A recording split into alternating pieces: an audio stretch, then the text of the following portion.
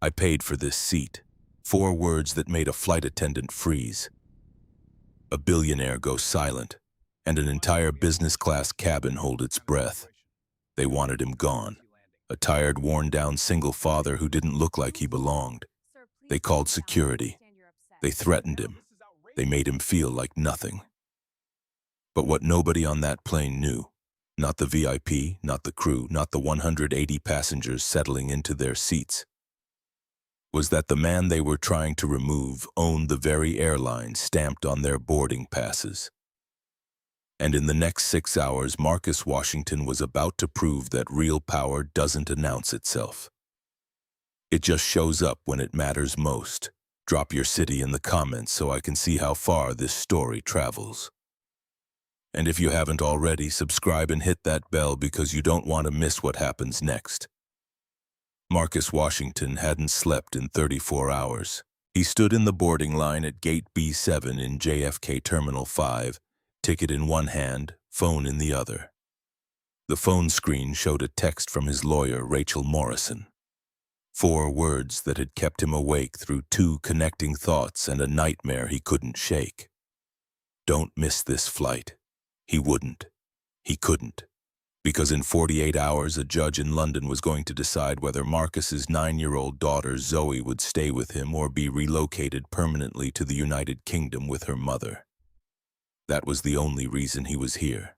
Not vacation, not business, not some reward he'd given himself after years of grinding. This was survival, the legal kind, the kind where you either show up or you lose everything. He tucked the phone into his jacket pocket and shuffled forward with the line. The woman at the podium scanned his boarding pass and glanced at him for a half-second too long. He noticed. He always noticed. He was used to it. The look people gave when a man like him showed up in the wrong line. Business class, seat 14C. The gate agent's smile tightened just slightly. Her name tag read Linda Torres. 38 years old, maybe 40. Hair pulled back in a bun so tight it looked painful. Her eyes flicked from the boarding pass to Marcus's face, then back to the pass, then to her computer screen. Mr. Washington? Yes. I need to verify your ticket. Marcus pulled his phone back out and opened the confirmation email. Showed her the screen. Booking reference. Seat assignment. Payment confirmation. Linda Torres stared at it longer than necessary. Long enough that the man behind Marcus in line shifted his weight and sighed audibly. Long enough that Marcus felt the familiar tightness in his chest, the one that came when he knew what was happening but couldn't prove it yet. Is there a problem? Marcus kept his voice level.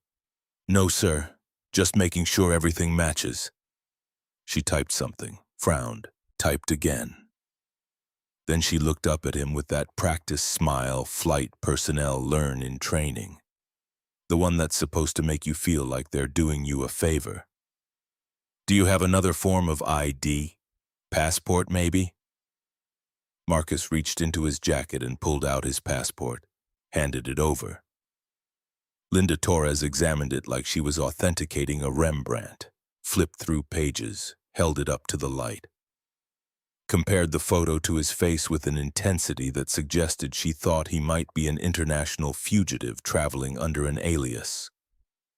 The man behind Marcus made a louder sound this time, a throat clear that communicated impatience in the universal language of people who fly business class and expect efficiency. Linda Torres finally handed the passport back. Thank you, Mr. Washington. Enjoy your flight. She said it like a question, like she wasn't entirely sure he should be enjoying anything. Marcus nodded and walked down the jetway. He'd earned that seat, not with a corporate card, not with frequent flyer miles accumulated from work trips someone else paid for, not with some last-minute upgrade because the airline overbooked economy and needed to shuffle bodies around. He'd earned it with 14-hour shifts at the electrical plant. With overtime he'd begged his supervisor to let him take. With weekends he gave up so the money could go somewhere that mattered. $5,400. That's what the ticket cost. Round trip, business class JFK to London Heathrow, because the only available economy seats would have gotten him to London 6 hours after the custody hearing started. And missing it meant a default judgment, meant Jennifer's lawyers would stand in front of Judge Eleanor Hargrove and paint Marcus as the absent father who couldn't even bother to show up, meant Zoe would be on a plane to London within a month, enrolled in a British school, living in a house with Jennifer and her new husband James, a radiologist who made more in 3 months than Marcus made in a year. So Marcus paid.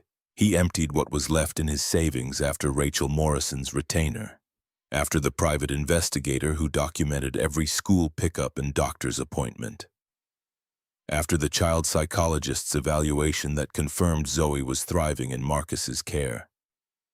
He told himself it was worth it. He told himself Zoe was worth everything he had and everything he'd ever have. She was. He found row 14 and slid into the window seat. The leather was cool against his back.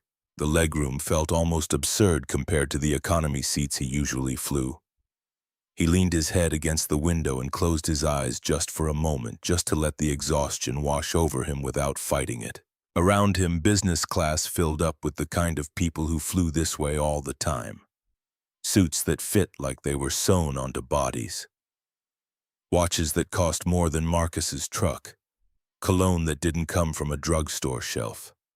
They moved with ease like the cabin was an extension of their living rooms. Laptops out before the seatbelt sign even turned on. Phones pressed to ears, closing deals in whispered tones that somehow still managed to project authority. Marcus sat still. He didn't touch the menu card in the seat pocket, didn't adjust the seat controls, didn't flag down the flight attendant for a pre-departure drink. He just sat there and tried to breathe through the weight pressing on his chest. His phone buzzed again. Another text from Rachel Morrison. He opened it with a thumb that felt too heavy. Custody cases like this hinge on showing up. The judge needs to see you're the one fighting. If Jennifer's legal team can argue you didn't prioritize the hearing, it's over. Marcus typed back with one hand. I'm on the plane. I'll be there. Then he put the phone on airplane mode and exhaled slowly through his nose. He thought about Zoe, about the way she laughed when he burned pancakes on Sunday mornings, that bright giggle that started in her belly and bubbled up until her whole body shook. About how she'd started reading chapter books out loud to him at night, not because she needed help with the words anymore, but because she knew he liked listening to her voice. About the drawings she'd taped to the refrigerator last week. 2 stick figures holding hands, one tall, one small, underneath in purple crayon, me and Dad forever. He pressed his palm against his chest and held it there, feeling his heartbeat through the fabric of his shirt. Feeling the ache that lived just beneath his ribs, the one that showed up every time he thought about losing her. He wasn't going to lose her, not today, not ever. The cabin doors hadn't closed yet. People were still boarding, filling the aisles with rolling luggage and the rustle of coats being shoved into overhead bins. Marcus kept his eyes closed and let the sounds wash over him. He was good at this, good at making himself small, good at not taking up space, good at being invisible when visibility meant scrutiny.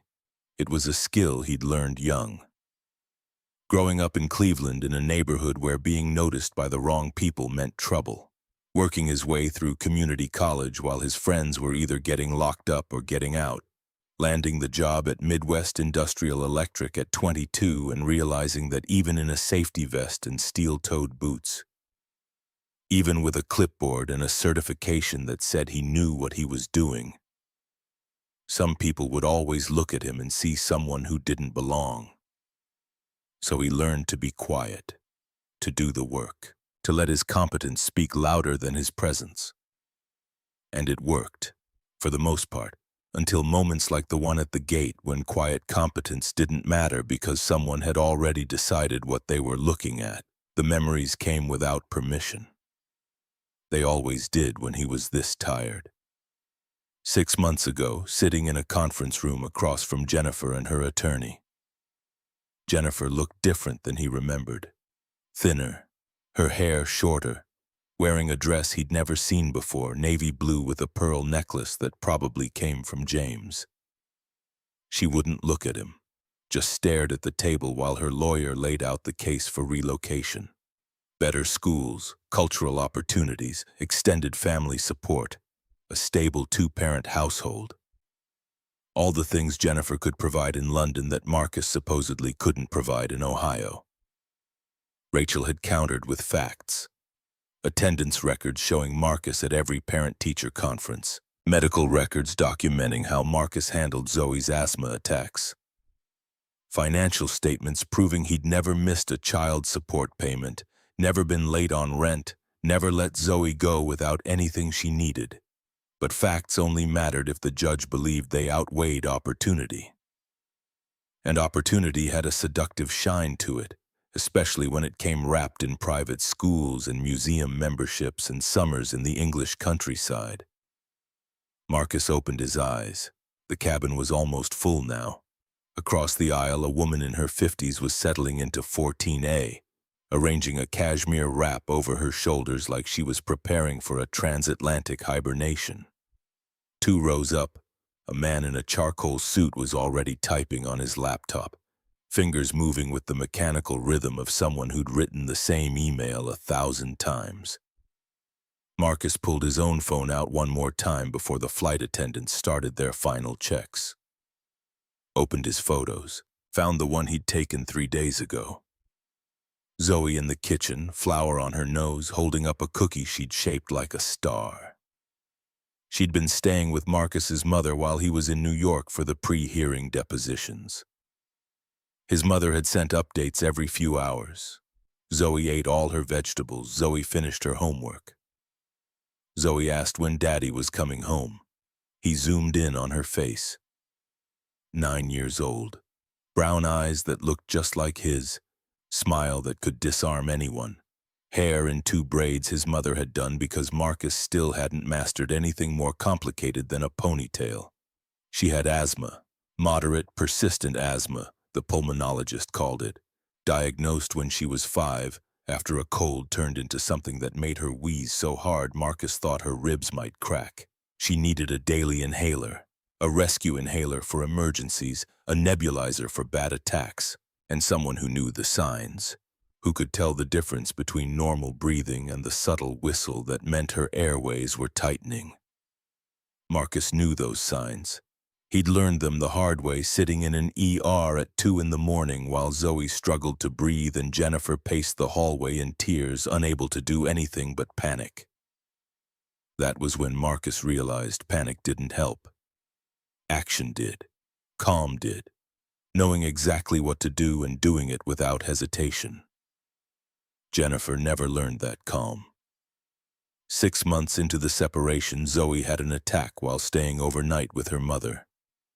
Jennifer called 911.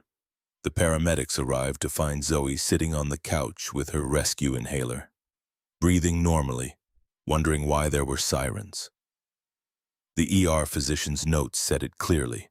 Episode managed at home, transport unnecessary. But Jennifer had panicked, and panic when it came to a child's health was a kind of absence, a kind of not being there even when you were standing right next to them. Marcus saved the photo and locked his phone, put it back in his jacket pocket and leaned his head against the window again.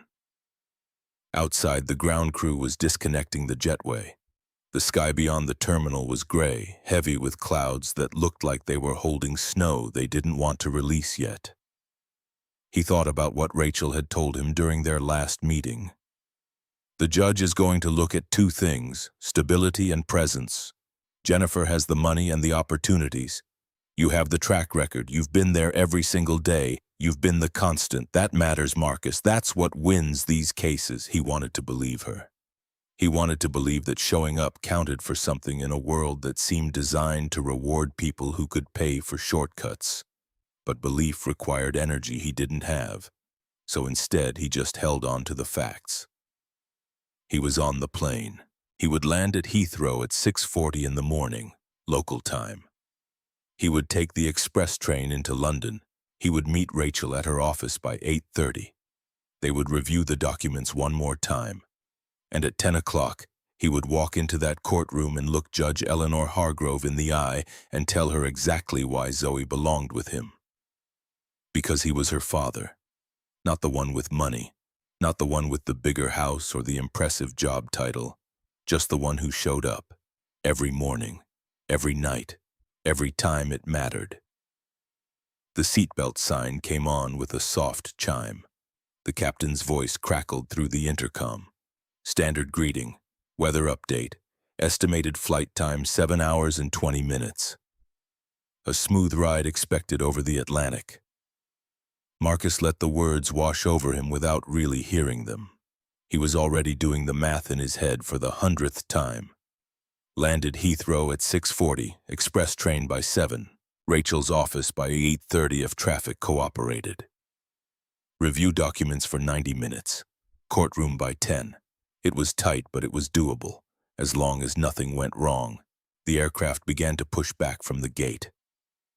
Marcus felt the slight lurch, the change in momentum that meant they were moving. He closed his eyes again and tried to let the exhaustion pull him under just for a few minutes, just enough to take the edge off. That's when she appeared, a flight attendant, mid-40s, dark hair pulled back in a bun. Name tag read Maureen Caldwell. She walked down the aisle with purpose, scanning seat numbers until her eyes landed on Marcus. She stopped. "Mr. Washington?" Marcus looked up. "Yes." She smiled. It was the kind of smile that had been rehearsed 10,000 times in front of a bathroom mirror. Professional, controlled, empty. "I'm sorry to bother you, sir. We have a small situation. One of our guests has been assigned to this row, and there's been a seating conflict. Would you mind relocating to another seat so we can accommodate him?" Marcus blinked. His brain was moving through mud, trying to process words that didn't make sense in the order they'd been delivered. "Relocating where?" "We have availability in economy. It would just be for this flight. We'd be happy to offer you complimentary miles for the inconvenience." The exhaustion evaporated, just burned off like fog in direct sunlight, leaving behind a clarity that was almost painful. Marcus sat up straighter and looked at Maureen Caldwell with full attention. "You want me to give up my business class seat and move to economy?" "It's just a request, sir. We're trying to resolve a boarding issue as quickly as—" "I paid $5,000 for this seat." She paused.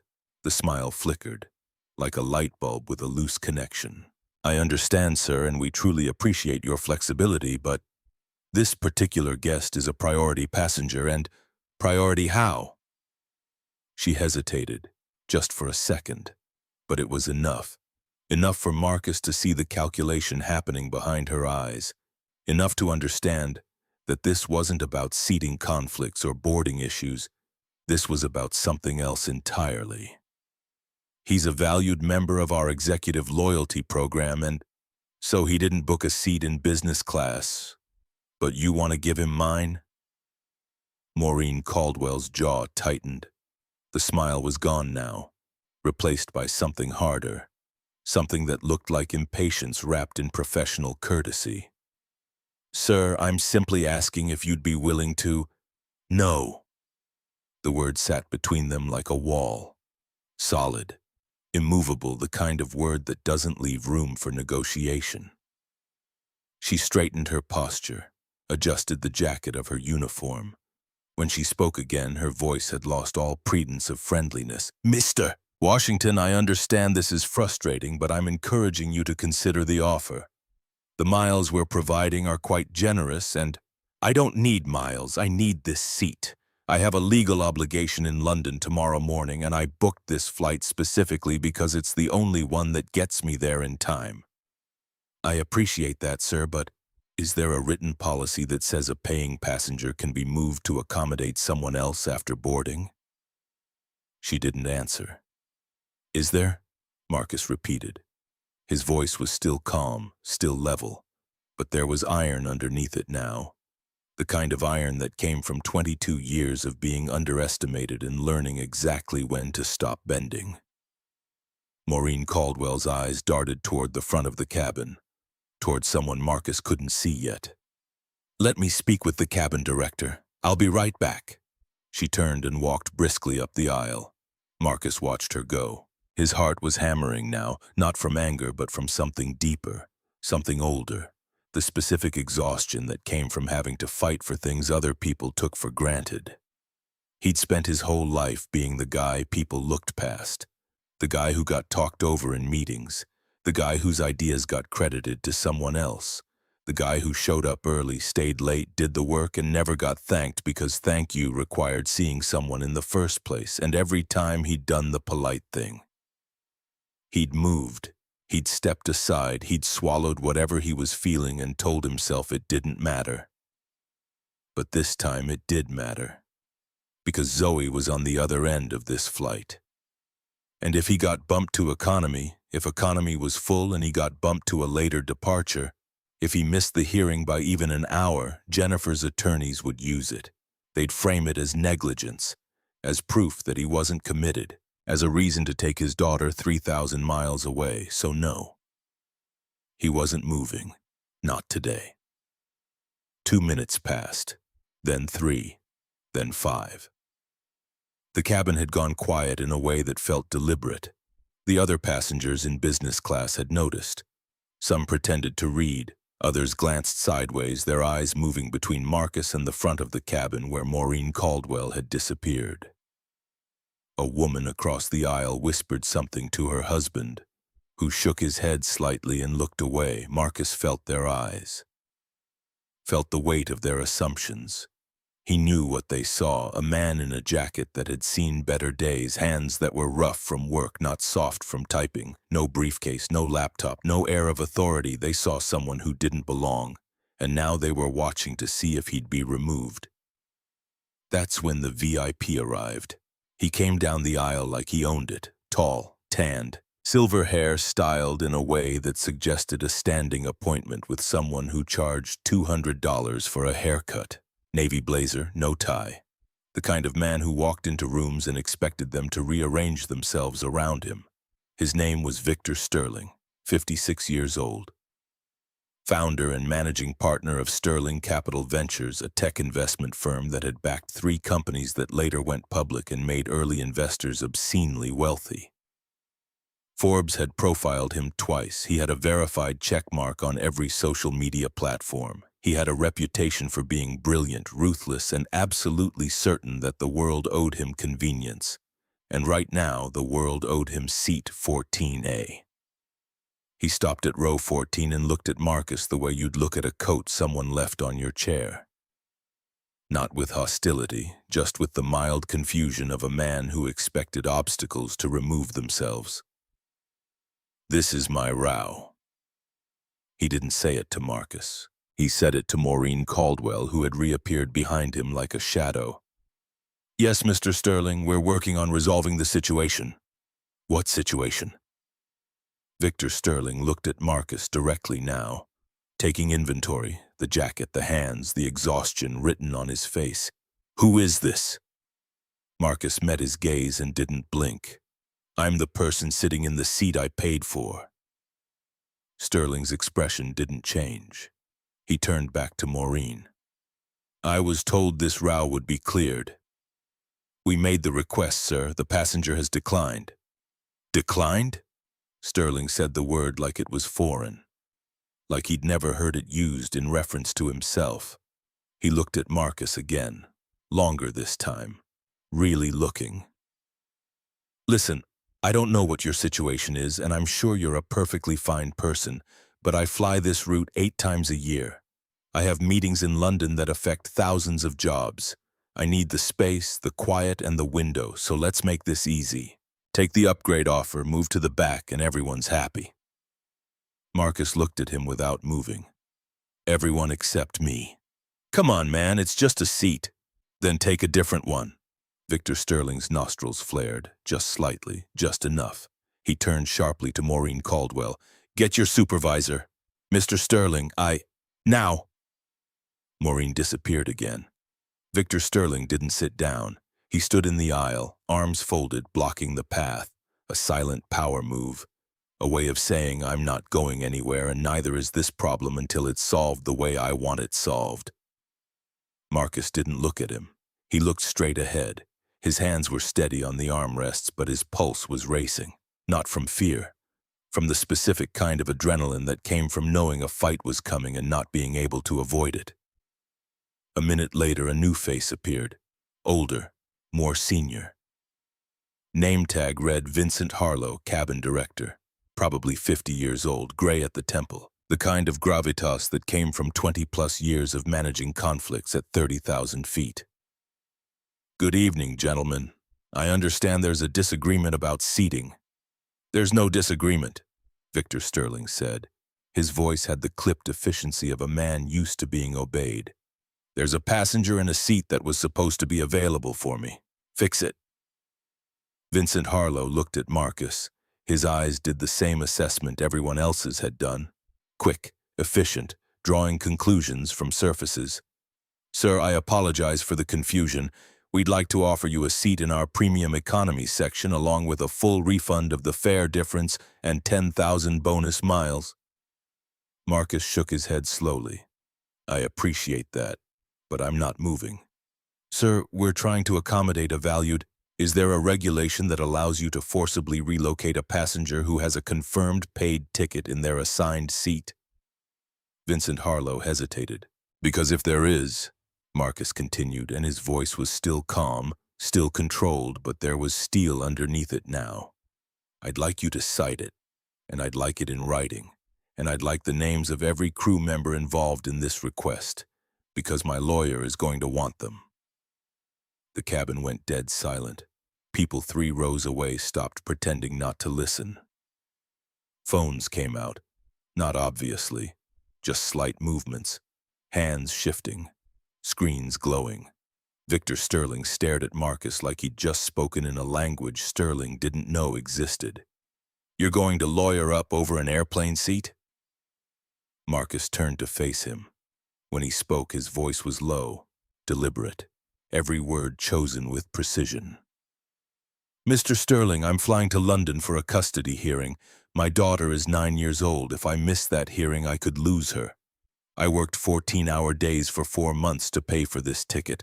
I haven't slept in 34 hours. I haven't eaten since yesterday. And I am not giving up this seat because someone more important than me decided he wanted it. He paused. Let that sit. Let the entire business class cabin hear it. So, with all due respect, sir, find somewhere else to sit. The silence that followed was the loudest thing on the plane.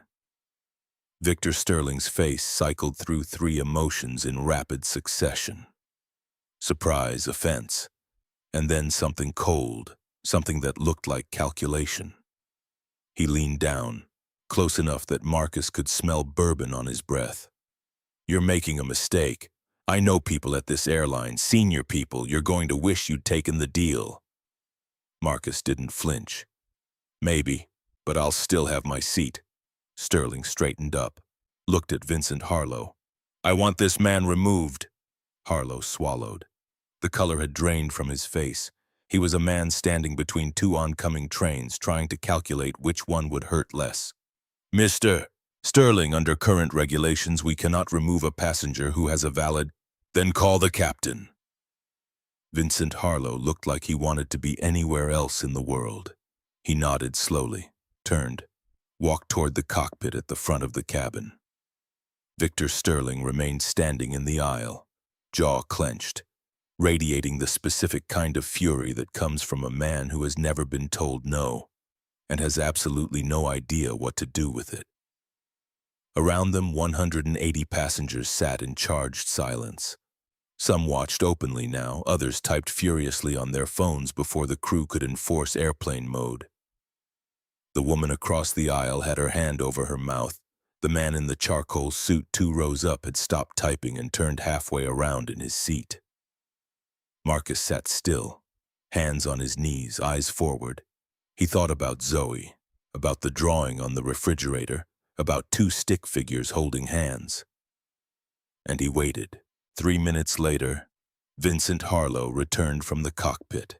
His face said everything. He walked directly to Victor Sterling and spoke in a low voice that Marcus could still hear. "Sir, the captain has reviewed the situation. Mr. Washington has a confirmed booking. We cannot compel him to move. I apologize for the inconvenience, but I'll need to seat you in 16D. It's also business class. Aisle seat." Victor Sterling stared at him. "You're joking." "I'm not, sir." The moment stretched. Sterling grabbed his bag from the overhead bin with more force than necessary. He looked at Marcus one last time. There was something in his eyes. Not defeat exactly, but the specific resentment of a man who just lost a fight he thought was already over. He walked 2 rows back and dropped into 16D without another word. Maureen Caldwell passed by Marcus's row without looking at him. Vincent Harlow gave him a brief nod, almost imperceptible, before returning to his station near the galley. Marcus exhaled. His hands were shaking now, not from fear, from the adrenaline dump of standing his ground in a room full of people who expected him to fold. He leaned back against the headrest and closed his eyes. He'd won the seat, but the flight was far from over. Because as the aircraft began its taxi toward the runway, Marcus Washington's attention shifted from the cabin to the window. And what he saw there, faint, almost invisible in the glow of the runway lights, was about to change everything. A thin, dark line running along the underside of the left wing, liquid, moving slowly, catching the light. Marcus sat up straight. The exhaustion vanished again. He pressed his face to the glass and looked closer. His blood went cold. It wasn't water. Marcus's fingers gripped the armrest so hard his knuckles turned white. He blinked, looked again, told himself it was water. Condensation from the air conditioning system. A trick of the runway lights bouncing off wet tarmac. But it wasn't. The liquid was dark, not the clear shimmer of water catching light. This was something heavier, something with color. A reddish amber tone that spread in a slow, deliberate trail along the underside of the wing, creeping toward the trailing edge like a wound that hadn't been noticed yet. Marcus knew that color. He knew it the way a man knows the tools of his trade, the way muscle memory outlasts conscious thought. 22 years working in industrial electrical systems. 14 of those years spent inside manufacturing plants, where hydraulic presses, actuator lines, and pressurized systems were as common as coffee machines. He'd seen hydraulic fluid leak 100 times. He'd seen what happened when people ignored it. Once, at the plant in Dayton, a press operator had reported a slow drip in a hydraulic line. The shift supervisor told him to flag it for the morning crew. By morning, the line had ruptured under pressure. The press arm dropped without warning. 2 men were hospitalized. 1 lost 3 fingers. Marcus never forgot that. Never forgot the color of the fluid pooling on the concrete floor. Reddish amber. Skydrol LD4. The same fluid used in commercial aircraft hydraulic systems because it was fire-resistant and could handle extreme temperatures. Just like this. He pressed the call button above his seat. Nothing happened. He pressed it again, held it. 15 seconds passed. 20. The cabin crew was busy with final preparations. Overhead bins being closed, seatbelt checks underway. The aircraft was still taxiing, picking up speed as it approached the runway queue. Marcus unbuckled his seatbelt and stood up. Immediately, Maureen Caldwell appeared from the forward galley. Her expression shifted from professional calm to sharp disapproval in the span of a heartbeat. "Sir, the seatbelt sign is on. I need you to take your seat." "I need to speak to the captain." She stopped mid-stride. "Excuse me?" "There's fluid leaking from the left wing. I can see it from my window. It's not water. I need to speak to the captain right now." Maureen's eyes narrowed. She glanced toward the window, then back at Marcus. Her face carried the unmistakable expression of someone who had already categorized him. The difficult passenger from the seating dispute, the man who wouldn't move, the man who threatened lawyers. Now he was causing more trouble. Mr. Washington, I assure you, our aircraft undergoes a thorough inspection before every flight. What you're seeing is most likely condensation from the air conditioning system. It's perfectly normal. It's not condensation. Sir, please sit down. Have you looked at it? I don't need to look at it. Your ground crew missed it. Her smile disappeared entirely. The professional veneer cracked just enough to show irritation underneath. Mr. Washington, sit down. He didn't move. I've worked around hydraulic systems for over 20 years. That fluid is not water, it's not condensation. It's leaking from somewhere near the actuator housing. And if this aircraft takes off with a compromised hydraulic line, you're looking at partial or complete loss of flight control surfaces. Maureen stared at him. Her lips parted, then closed. For the first time since this conversation started, something flickered behind her eyes. Not belief exactly, but doubt, the kind of doubt that makes a person pause even when they don't want to. Stay here. Do not move from this spot. She turned and walked quickly toward the front galley. Marcus watched her lean into the intercom panel. He couldn't hear what she said, but he saw her gesturing toward the left side of the plane. He saw her shake her head. He saw her pause, listen, then nod. She came back. The doubt was gone, replaced by the certainty of someone who'd just been told exactly what to think. The captain says it's been noted and it's within normal parameters. Please return to your seat. Within normal parameters? Marcus's voice rose slightly, not shouting, but firm enough that passengers nearby turned their heads. Did he actually look at it, or did he take your word for it? Mr. Washington, did anyone walk out there and physically inspect the left wing in the last 10 minutes? She didn't answer. That's what I thought. Sir, I'm going to ask you one more time to return to your seat. If you refuse, I will be forced to involve security and you will be removed from this aircraft. Marcus almost laughed. The irony hit him like a freight train. 10 minutes ago, they wanted him to give up his seat. Now they wanted him to sit in it and be quiet. Either way, the message was the same. Stop being a problem, but he wasn't being a problem. He was trying to prevent one. He looked Maureen Caldwell in the eye. Go ahead, call security, call whoever you want. But I'm telling you right now, that leak is real. And if this plane takes off, every person on board is at risk, including you. His voice carried. He hadn't intended it to, but the acoustics of the cabin made sure of it. Heads turned, whispers started. A man in row 12 pulled out his phone and aimed it toward Marcus before a crew member waved him off. From 2 rows back, Victor Sterling's voice cut through the murmur like a blade. Oh, for God's sake, what is it now? Marcus ignored him. Victor Sterling didn't take well to being ignored. He unbuckled his seatbelt and stood, stepping into the aisle with the energy of a man who had decided he was going to end this personally. Are you serious right now? First the seat, now this. You're holding up an entire flight because you think you saw something out the window? Marcus turned to face him. I didn't think I saw something. I saw it. You're an electrician, not a pilot. Sit down and let the professionals handle it. The professionals missed it. Sterling took a step closer. His face had gone red, not from exertion, from the specific frustration of a man who thought he'd already won a fight and was now being forced back into the ring. You know what I think? I think you're still upset about the seat. I think this is your way of making a point, and I think everyone on this plane is tired of your act. Marcus felt the heat rise in his chest. He could feel the eyes of 60 business-class passengers on him, could feel the judgment, the assumptions, the quiet consensus forming. This man is the problem. But he held steady, because this wasn't about ego, wasn't about pride or the seat or Victor Sterling or being right. This was about what he saw through that window, and what he saw scared him.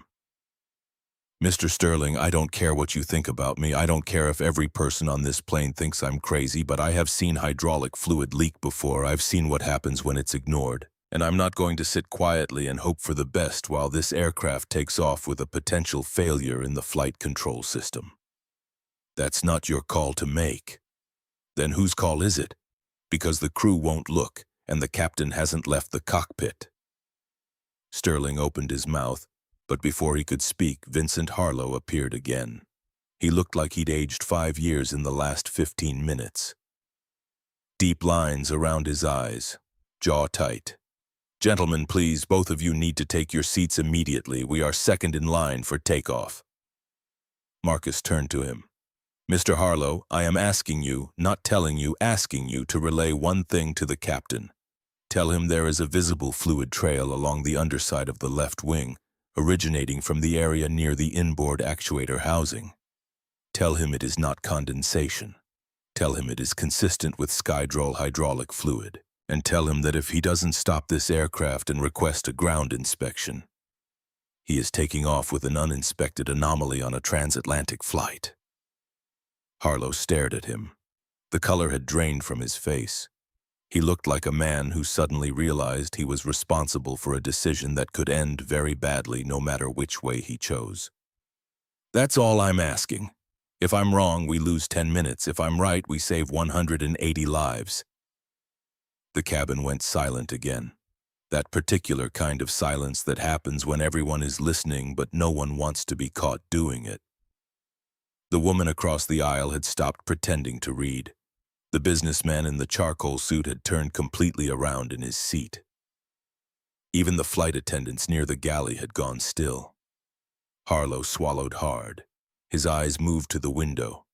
He took 1 step, 2 steps, leaned across the empty seat beside Marcus to look out. He didn't say anything for a long time, just stared. Marcus could see his reflection in the glass, could see the exact moment comprehension hit. Then Harlow straightened up. His face had changed. The professional composure was still there, but underneath it was something raw, something that looked a lot like fear. "Stay here. Everyone stay in your seats." He moved fast, not walking, almost running toward the cockpit. He knocked twice, hard, and the door opened from inside. He disappeared through it.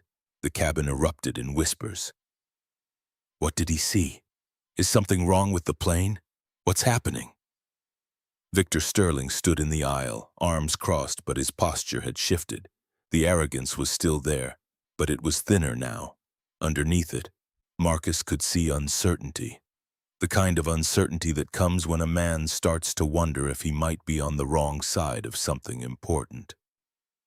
Maureen Caldwell moved through the cabin with her palms up, voice steady but strained. "Ladies and gentlemen, please remain calm. There's a brief delay while the flight crew conducts a routine check. We'll be underway shortly." But it wasn't routine. Marcus could tell from the way she said it. The emphasis too heavy, the smile too tight. She was performing and she knew it.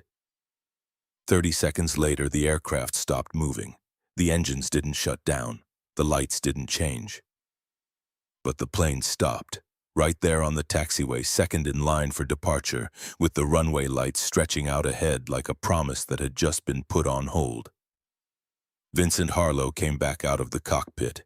He walked straight to Marcus. His hands were shaking slightly, just enough to be visible.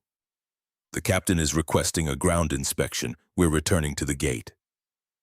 Marcus exhaled, a long, slow breath that felt like it came from somewhere deeper than his lungs, from somewhere in his chest that had been wound tight for the last 15 minutes.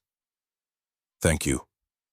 Harlow nodded, but he didn't walk away immediately. He leaned in close enough that only Marcus could hear. "How did you know?" Marcus looked at him. "Because I've seen it before, and last time nobody listened." Harlow held his gaze for a moment. Then he turned and addressed the cabin, his voice carrying the forced calm of a man trying to prevent panic. "Ladies and gentlemen, the captain has decided to return to the gate for an additional safety inspection. This is purely precautionary. We ask for your patience and cooperation." The groans were immediate. A woman in row 9 threw her hands up. "You've got to be kidding me." A man behind her muttered loud enough to be heard 3 rows away. "I have a connection in London. This is going to cost me the meeting." Someone else, even louder. "This is because of that guy, isn't it? The one who wouldn't give up his seat." Marcus felt every word like a small stone hitting his back. He didn't turn around, didn't respond. He sat in 14C, hands on his knees, and watched through the window as the aircraft slowly reversed course and began the long taxi back to the gate. Victor Sterling dropped into 16D. He pulled out his phone the moment the aircraft stopped on the taxiway and jabbed at it furiously, even though they were still supposed to be in airplane mode. He didn't say anything to Marcus, didn't even look at him, but his silence was louder than anything he'd said all night. Maureen Caldwell walked past without acknowledging him. Vincent Harlow did the same. The other attendants avoided his row entirely. It was as if Marcus had become invisible, not in the way he was used to, where people looked past him because they didn't think he mattered, but in a new way, where people avoided him because they didn't know what to think. The aircraft reached the gate. The jetway connected with a dull thunk. Captain Alan Williams came on the intercom, his voice measured and careful. "Ladies and gentlemen, this is Captain Williams. We've returned to the gate to allow our ground maintenance team to inspect a concern flagged by the flight crew. We understand this is inconvenient and we appreciate your patience. We'll provide an update as soon as possible." A concern flagged by the flight crew, not by a passenger. By the flight crew. Marcus noticed the phrasing. He didn't blame them. He understood. It was easier to say the crew caught something than to admit a passenger in a worn jacket had seen what the professionals missed. The forward cabin door opened. 2 ground engineers in high-visibility vests boarded, spoke briefly with Vincent Harlow, then exited through the door and down the stairs to the tarmac. Marcus watched from his window. He could see them now. 2 figures in orange vests walking beneath the left wing with flashlights. They moved slowly, methodically. One crouched down. The other directed a light upward along the wing's underside. They stopped, both of them, at the same time. Crouching beneath the wing in a spot roughly where Marcus had seen the fluid trail begin. One of them stood up and spoke into a radio. The other pulled out a rag and touched it to the surface of the wing, then held it up to the light. Even from inside the cabin, Marcus could see the color on the rag, reddish amber. His heart pounded, not from vindication, not from relief, from the cold, simple understanding of what would have happened if no one had listened, if the crew had brushed him off completely, if Harlow hadn't leaned across and looked out that window. They would have taken off, climbed to 37,000 feet, crossed over the open Atlantic, and somewhere over that black water with nothing below them but ocean and nothing around them but night. The hydraulic pressure would have dropped. The flight control surfaces would have gone sluggish, then unresponsive. The pilots would have fought. They would have tried every procedure in the book. And it might not have been enough. 5 more minutes passed, then 10, then 20. The cabin grew restless. Passengers shifted in their seats, conversations grew louder. The energy in the plane had changed from annoyance to something else. Something quieter, something that tasted like anxiety. Because by now, everyone had noticed that the engineers were still under the wing, that more people had joined them, that the flashlights were still moving. And no one was saying it was routine anymore. Vincent Harlow came through the cabin one more time. He didn't stop at Marcus's row. He went all the way to the back, speaking to passengers in a calm, measured voice. But Marcus noticed his hands. They were clasped behind his back, and his fingers were interlocked so tightly his knuckles were pale. Maureen Caldwell stood in the forward galley with her arms folded, staring at the floor. She hadn't spoken to Marcus since the plane stopped, hadn't spoken to anyone. She just stood there, perfectly still, as if replaying the last 30 minutes in her head, and arriving at a conclusion she didn't want to reach. Marcus looked out the window one more time. A 3rd engineer had arrived. This one carried a clipboard and was crouched directly beneath the actuator housing, pointing at something and shaking his head. Then the cabin lights brightened. Captain Williams' voice came over the intercom again, but this time the tone was different. The casual authority was gone. In its place was something measured, careful, unmistakably serious. "Ladies and gentlemen, this is Captain Williams again. Our ground maintenance team has identified a mechanical concern that requires further evaluation. For the safety of everyone on board, we've made the decision to take this aircraft out of service. The flight is canceled." The cabin erupted. Voices overlapped. Hands shot up. The woman in row 9 was already on her feet. A man near the back shouted something about compensation. Victor Sterling slammed his tray table shut with a crack that echoed through the cabin. But Marcus didn't move. He sat in 14C staring out at the wing, watching the engineers work. And for the first time in 34 hours, his hands stopped shaking. The announcement hit the cabin like a shockwave, and then everything moved at once. Passengers surged out of their seats. Overhead bins popped open, bags came down, voices climbed over each other in a rising wall of frustration, confusion, and fear. A woman 3 rows ahead clutched her phone to her chest and started crying quietly. A businessman across the aisle was already dialing, already talking, already explaining to someone on the other end that no, he wasn't going to make the morning session, that the flight was canceled, that he didn't know when he'd get out. The crew tried to maintain order.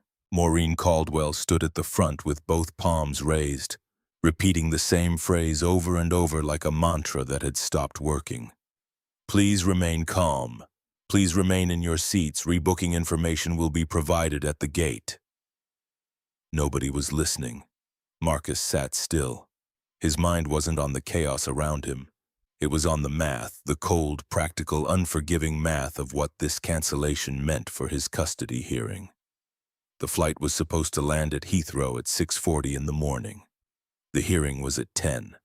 Even with the cancellation, if the airline could get him on another flight within the next 2 or 3 hours, he might still make it. Tight, but possible. But if they couldn't, if the next available flight didn't get him to London until tomorrow afternoon, if there were no seats, no alternatives, no way across the Atlantic in time, then it was over. Rachel Morrison had been very clear about that. A default judgment. A ruling made without him in the room. Jennifer's legal team painting his absence as proof that he didn't care enough to show up. He pulled out his phone and turned it on. 3 missed calls from Rachel. 1 voicemail. He didn't listen to it. He already knew what it would say. He typed a text instead. "Flight canceled. Mechanical issue. Trying to rebook. I'll keep you posted." Her response came back in 8 seconds. "Daniel, you have to be in that courtroom. Call me the second you know your new flight." He stared at the screen. Then he put the phone in his pocket and stood up. The aisle was clogged with passengers pulling bags, arguing with crew members, trying to push toward the exit. Marcus didn't push. He waited. He let the crowd thin, and then he walked forward against the flow toward the cockpit. Vincent Harlow was standing just outside the cockpit door, speaking in a low voice to another crew member. He saw Marcus approaching and held up a hand. "Mr. Washington, I know you have questions. Everyone does. But right now, I need to get to London, tonight. Is there another flight?" Harlow's expression softened, just barely, just enough to show that somewhere underneath the uniform and the protocol there was a human being who understood what was at stake. "The rebooking desk at the gate will have options. That's the fastest way to—" "Mr. Harlow, you know what happened here tonight. You know what I did. I'm not asking for special treatment. I'm asking you, one person to another, to help me find a way to get on a plane to London before morning." Harlow looked at him for a long moment. Then he reached into his pocket, pulled out a card, and wrote something on the back. "Go to the rebooking counter, ask for a supervisor named Janet Reese. Give her this. Tell her I sent you." Marcus took the card. "Thank you." Harlow's voice caught him as he turned. "Mr. Washington, what you did tonight, I want you to know. I'm sorry we didn't listen sooner." Marcus nodded once. Then he walked off the plane. The gate area was already a disaster. 190 passengers, all of them displaced, all of them angry, all of them competing for a limited number of seats on a limited number of flights. The rebooking counter had a line that stretched halfway down the terminal. Families sat on the floor with sleeping children draped across their laps.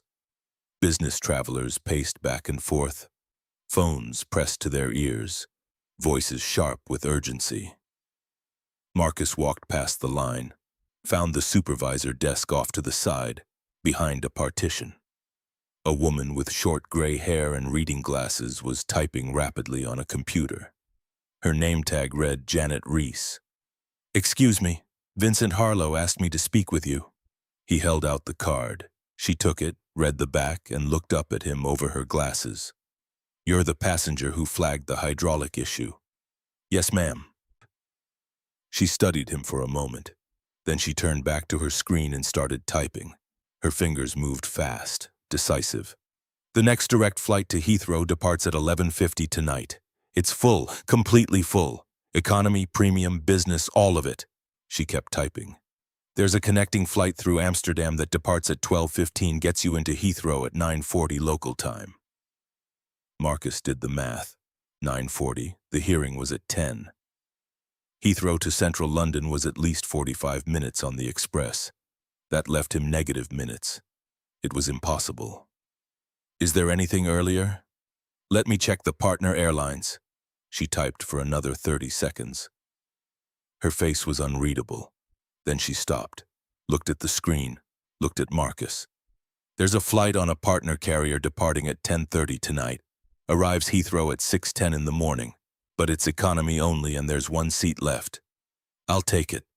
"The fare difference from your original business class ticket would result in a refund. But the rebooking fee, I don't care about the fee. I don't care about the refund. Just put me on that plane." Janet Reese looked at him again.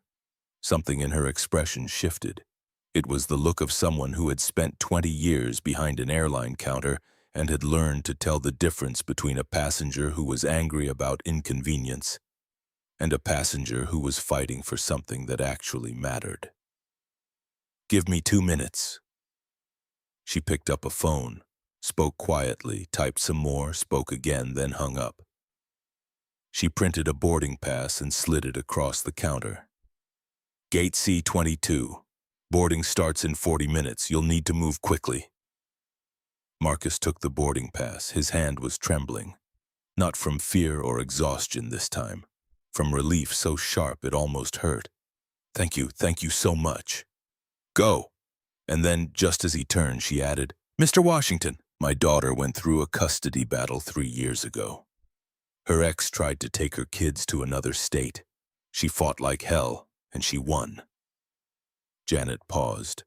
Her eyes were clear, direct. "You fight like hell too?" He couldn't speak. He nodded, pressed his lips together, and walked away fast before the emotion cracked through. He moved through the terminal at a half-jog, weaving between travelers and luggage carts and slow-moving families.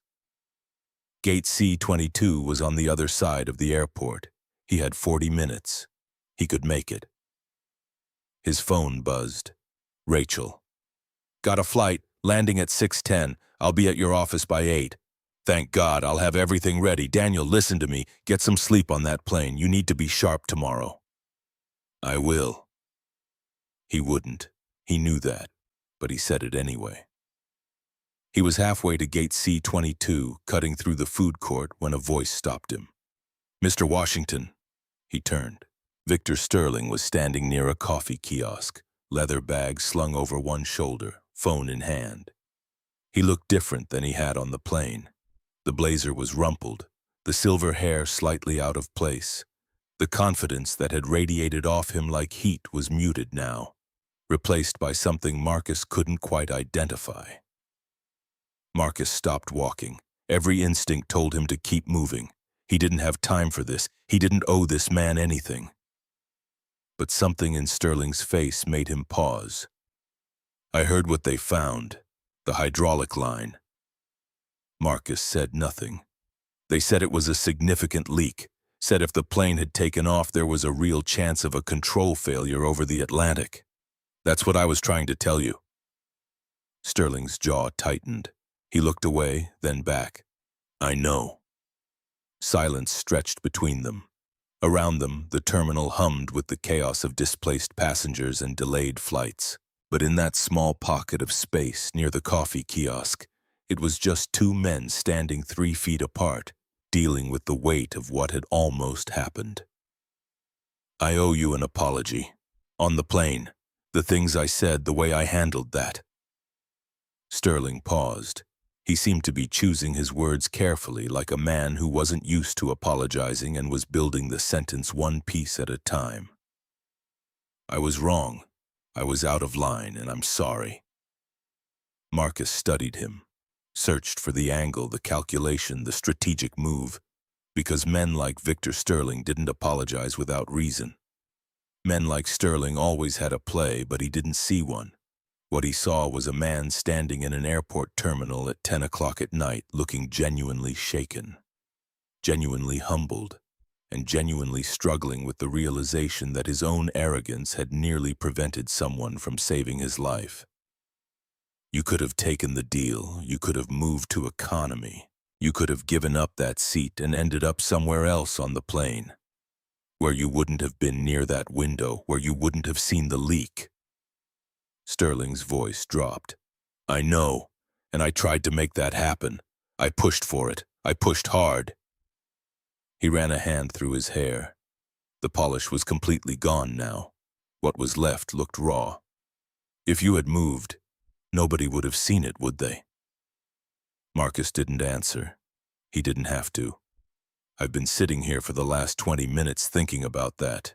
Thinking about what would have happened, about my wife, my kids, about the fact that I was more concerned about getting a window seat than listening to a man who was trying to keep us alive. He stopped, swallowed. His composure cracked just for a second, just enough for Marcus to see the fear underneath, the real, genuine, bone-deep fear of a man who had looked back at a near miss and realized how close he'd come. I've got 3 kids, 2 boys and a girl. 13, 11, and 8. Marcus felt something shift in his chest. I've got one. A girl, she's 9. The custody hearing? Yeah. Is that where you're heading now? Marcus held up the boarding pass. New flight, different airline. I'll make it. Sterling nodded. Then he reached into his jacket pocket and pulled out a business card, held it out. Marcus looked at it but didn't take it. I'm not looking for...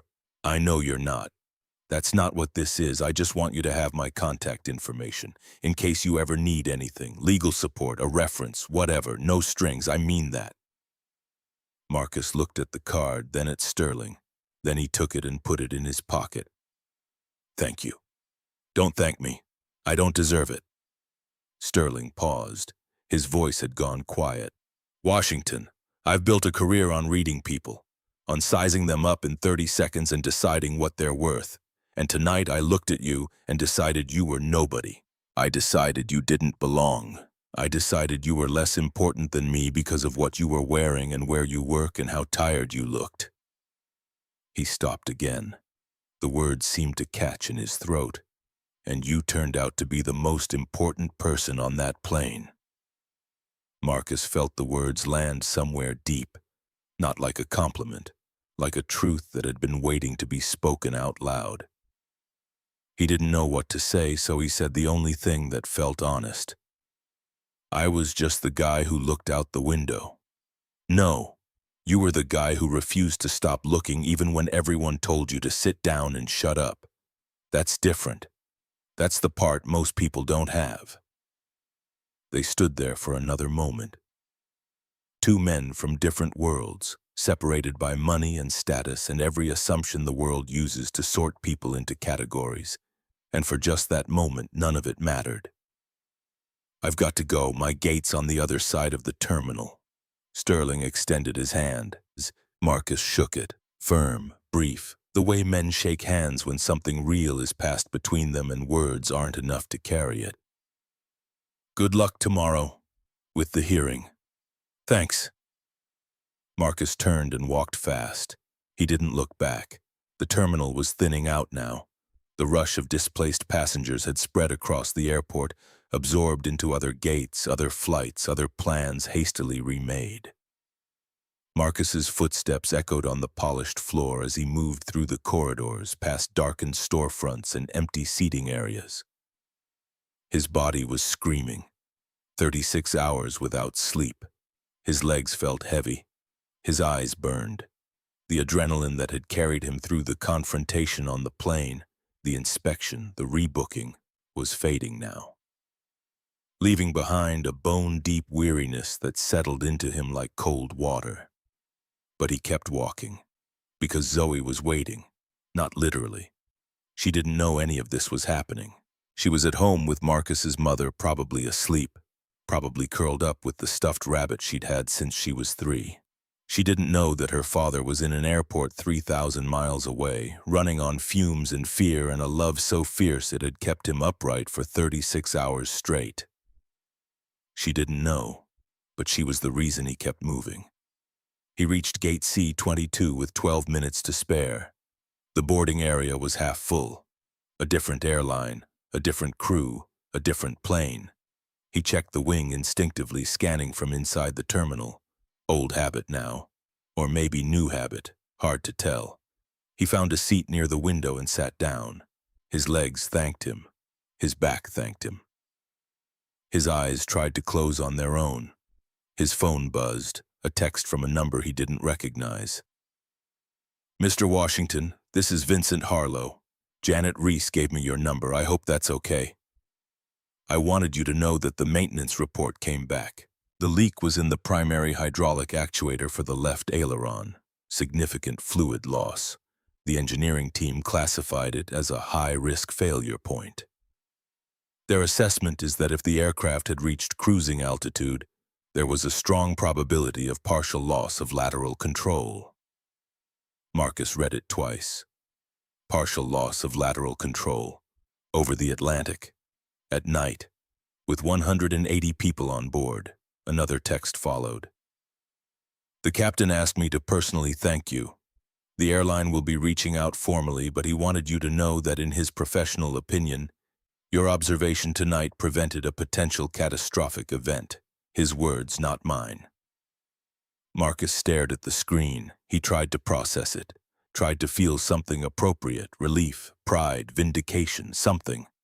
But all he felt was tired and grateful and overwhelmed by the randomness of it all. The fact that he'd bought a business-class ticket because it was the only flight that got him to London in time. The fact that they tried to move him. The fact that he'd refused. The fact that his seat happened to be next to a window that looked directly at the section of wing where the leak was visible. The fact that he happened to know what hydraulic fluid looked like because of 22 years in industrial plants. A chain of small decisions and stubborn refusals that had, by pure chance or something more, put the right eyes in the right place at the right time. He typed back, "Thank you for listening to me, Mr. Harlow. That's the part that mattered." Then he put his phone away. Boarding was called. Marcus stood, grabbed his bag, and joined the line. Economy seat, middle row. It didn't matter. Nothing about the seat mattered. All that mattered was that the plane would take off, cross the ocean, and land at Heathrow at 6:10 in the morning. He'd be in Rachel's office by 8, in the courtroom by 10, and when the judge asked whether Marcus Washington was the kind of father who showed up, who fought, who put his daughter first above everything else, the answer would be sitting right there in that courtroom, tired, unshaven, running on coffee and willpower, but present, always present. He handed his boarding pass to the gate agent, walked down the jetway, and found his seat. Middle row, economy, between a teenager with headphones and an elderly woman reading a paperback novel. He sat down, buckled in, leaned his head back. And for the first time in 36 hours, Marcus Washington closed his eyes. Not to sleep, not yet. Just to hold still for one moment and let the truth of the night settle over him.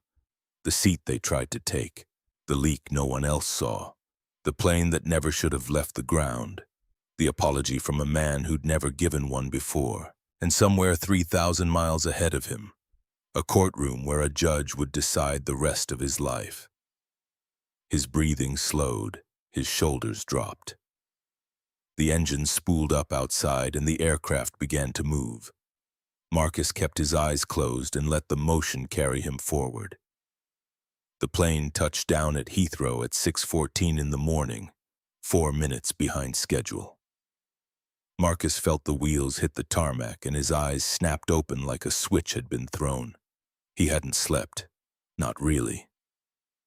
He drifted in and out of something that wasn't quite sleep and wasn't quite consciousness. A gray half-state where his mind kept replaying the same images on a loop. The fluid under the wing, Sterling's face, Maureen Caldwell's tight smile, Harlow leaning across the empty seat to look out the window, and Zoe, always Zoe. Her face woven through every other thought like a thread holding the rest together. He was moving before the seatbelt sign went off. The elderly woman beside him looked up from her paperback and gave him a small, knowing smile.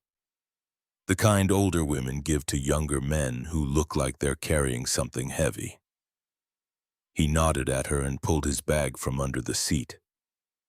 The moment the cabin doors opened, he was in the jetway, walking fast, then faster, then running. He cleared customs in 22 minutes. A small miracle. The officer looked at his passport, looked at his face, and waved him through without a single question. Maybe he looked too exhausted to be suspicious. Maybe he looked like exactly what he was. A father with somewhere urgent to be. He hit the Heathrow Express platform at 6:51. The train left at 6:55. He dropped into a seat, pulled out his phone, and called Rachel Morrison. She picked up on the first ring. "Tell me you're on the ground." "I'm on the ground. Heathrow Express. I'll be at Paddington by 7:15. "Thank God. Okay, listen. I need you at my office by 8, no later. We have to go through the final documents, and there's something new." Marcus's stomach dropped. What kind of new? Jennifer's lawyers filed a supplemental motion yesterday afternoon. They're arguing that your work schedule demonstrates an inability to provide consistent daily care. They've submitted your overtime records from the last 6 months. Marcus closed his eyes. His overtime records. The same overtime he'd worked to pay for the lawyer. The ticket. The fight to keep his daughter. They were using it against him. How bad is it? It's not great, but it's not fatal. I've prepared a counter-argument. The overtime was temporary and directly tied to funding this legal process. It actually demonstrates commitment, not neglect. But I need you sharp, Marcus. I need you calm and articulate in that courtroom. Can you do that? I haven't slept in almost 40 hours. I know, I can hear it in your voice. There's a shower at my office. Fresh coffee. I'll have everything laid out. You walk in, clean up. We prep for 90 minutes and we walk into that courtroom ready, okay? Okay? Marcus, yeah? You made it. You're here. That already matters more than you know. He hung up and stared out the window as London blurred past. Green fields giving way to brick and concrete and glass. A city waking up around him while he ran on fumes and adrenaline and something deeper than either. He thought about what Rachel had said. Jennifer's lawyers had pulled his overtime records. 6 months of 14-hour shifts, 6 months of missed dinners and early mornings and weekends spent at the plant instead of at home.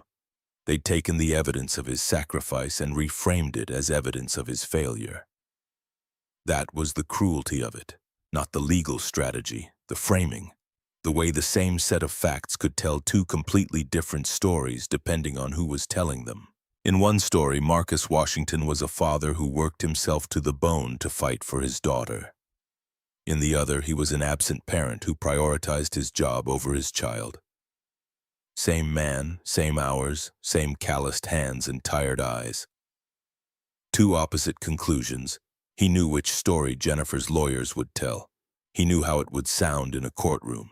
He knew that a judge who didn't know him, who had never seen him make Zoe's lunch at 5 in the morning or braid her hair before school or sit on the edge of her bed reading stories until she fell asleep, would have to decide which version of Marcus Washington was real based on paperwork and arguments and the performance of two legal teams. It terrified him. The train pulled into Paddington at 7:18. Marcus was off the platform and into a cab within 2 minutes. He gave the driver Rachel's office address and leaned back, willing the London traffic to cooperate for once in its existence.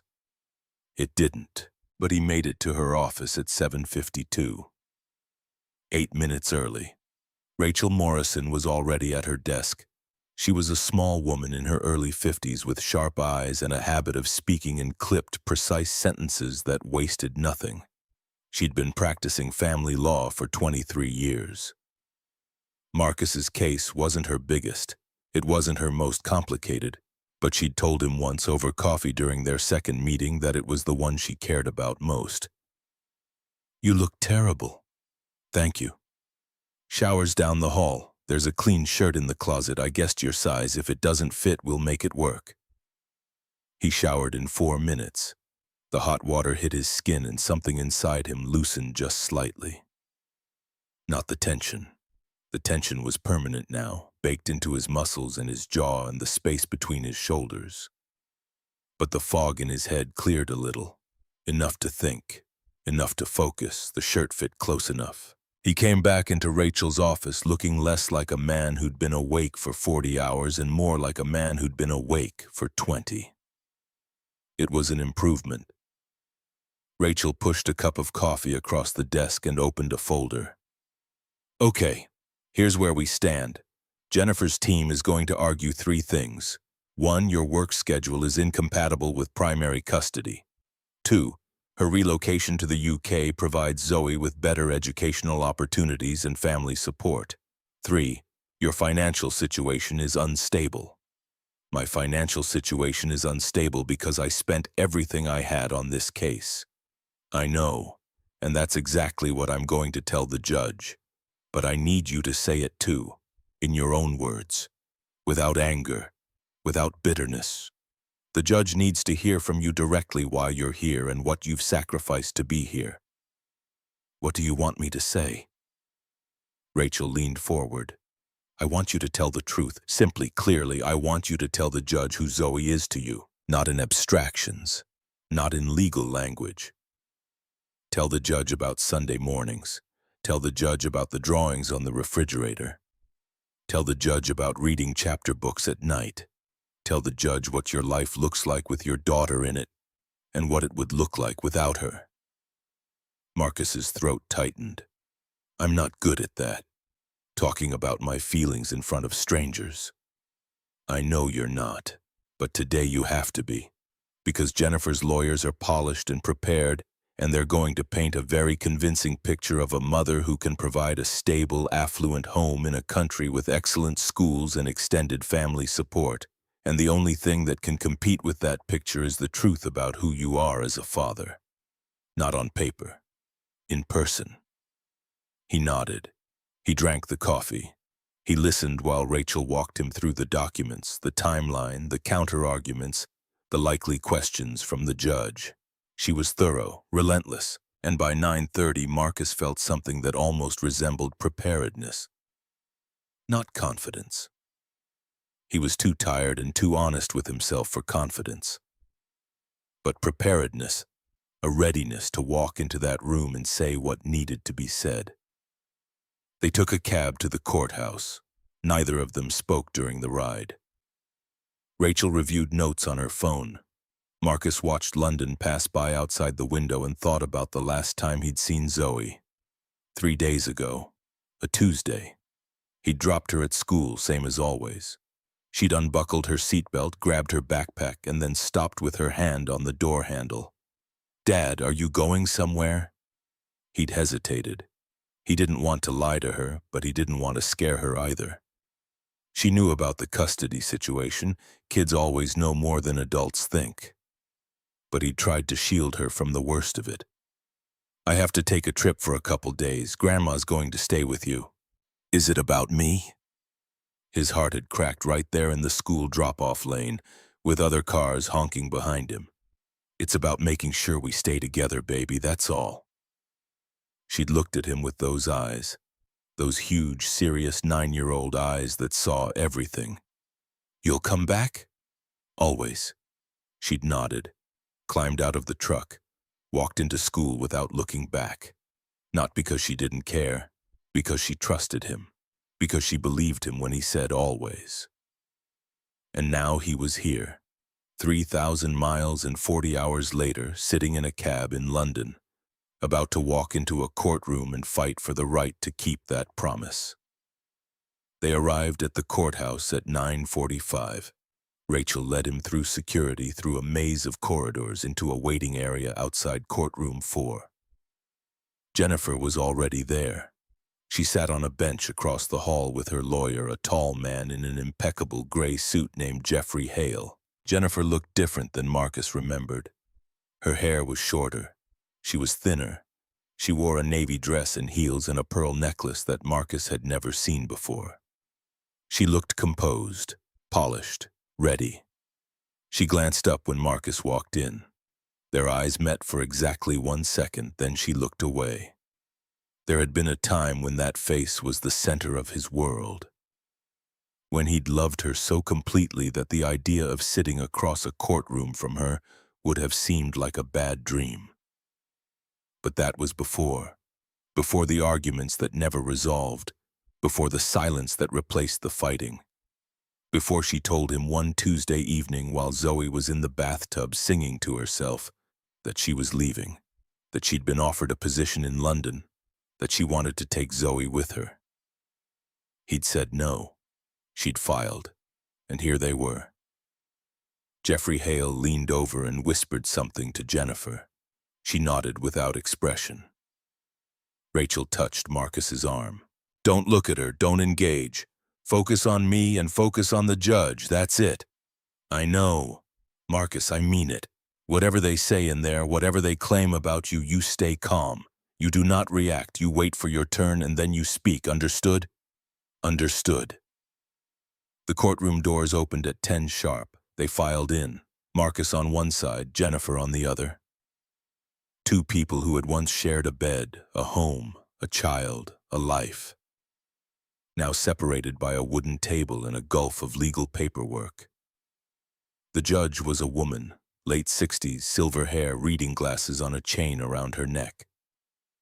Her name was Justice Eleanor Hargrove, and she had a reputation, according to Rachel, for being thorough, fair, and deeply skeptical of parents who use children as leverage. Good morning. This is the matter of Reed versus Washington regarding the custody and residential arrangements for the minor child, Zoe Ann Washington, age 9. I've reviewed the submissions from both parties. We'll begin with the petitioner. Jeffrey Hale stood. He was good. Marcus could see that immediately. His voice was measured, his arguments clean, his delivery smooth. He painted a picture of Jennifer as a devoted mother who had secured a prestigious research position at a London university, who had extended family in the area, who could provide Zoe with access to excellent schools, cultural enrichment, and a stable 2-parent home because Jennifer had remarried. A man named James, a radiologist. Marcus had never met him. Hale spoke for 20 minutes. He referenced studies on child development. He cited the educational rankings of the schools Jennifer had identified. He presented letters of support from Jennifer's colleagues, her new husband's family, and a child psychologist who had evaluated Zoe and concluded that she was adaptable and resilient.